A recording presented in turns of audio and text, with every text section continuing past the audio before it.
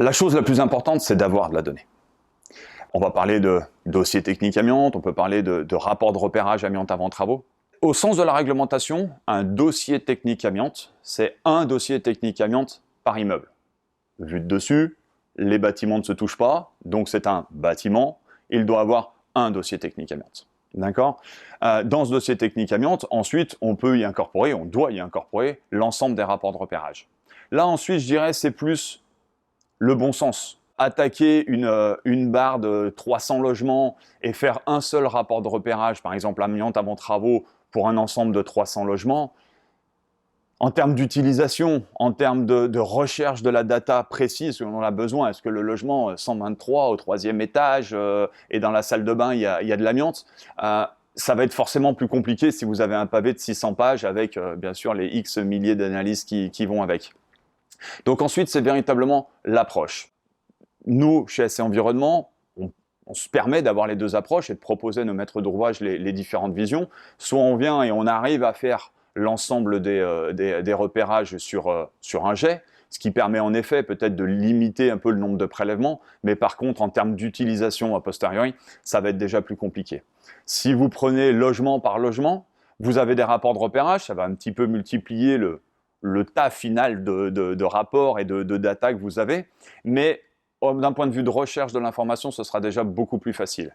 Et ensuite, il est là, de toute façon, avoir l'obligation, en fonction de la méthodologie employée, l'obligation d'avoir une synthèse qui vient synthétiser l'ensemble des résultats de l'ensemble des rapports de repérage. Donc je dirais que l'approche, c'est véritablement, il y a une approche réglementaire, le dossier technique amiante, un classeur par bâtiment, ça c'est une obligation. Et ensuite, en fonction des usages, véritablement s'accommoder, je dirais, des besoins de nos maîtres d'ouvrage. On en voit de moins en moins, et heureusement, ça y est, l'importance, l'obligation de réalisation des rapports de repérage, en l'occurrence d'amiante avant travaux, dans ce cas précis. Il est important d'avoir une vision globale du projet dès son démarrage. Lorsque vous attaquez un chantier et des travaux de rénovation, si les rapports ne sont pas faits, en tout cas la découverte de MCA, matériaux contenant de l'amiante, en cours de projet, je pense que de nombreux maîtres d'ouvrage l'ont déjà vécu, ça fait perdre du temps. Ce qui fait perdre du temps fait perdre de l'argent. Et en plus, la découverte d'amiante, en l'occurrence, peut coûter excessivement cher d'un point de vue retrait.